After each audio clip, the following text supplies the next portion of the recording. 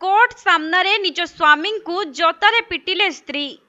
तेबे प्रथमे घरोई कली कोर्ट रे पहुंचला आउ अदालत रे ताहा सुधुरिबा बदल रे स्थिति बिगिड़ी गला।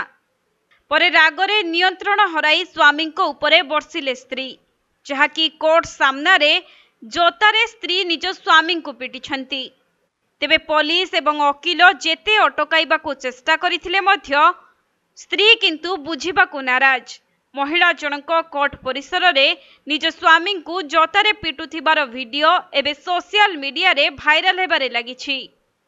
तेबे प्राय समस्तଙ୍କ परिवार रे बेले बेले छोट छोट कथा को नहीं स्वामी स्त्री मध्य रे कलह लागे। किछि दंपति आपस बुझामणा करुथुबा बेले अन्य किछि परिवार लोकंक हस्तक्षेप रे मामलार रफादफा हुए। बेले बेले स्थिति एते बिगड़ी जाए जे मामला कोर्ट रे आसी पहुंचे।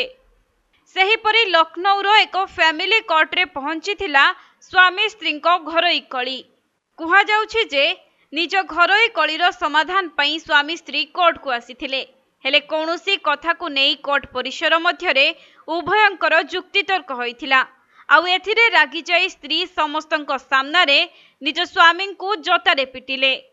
सेठारे उपस्थित थिबा पुलिस एवं वकील तांकु जेते अटकाई बुझाइबाकू चेष्टा करिथिले, स्त्री किंतु काहारी कथा न सुनी उत्त्यक्त होइथिले, जहार वीडियो एबे सोशल मीडिया रे भाइराल हेबारे लागिछि।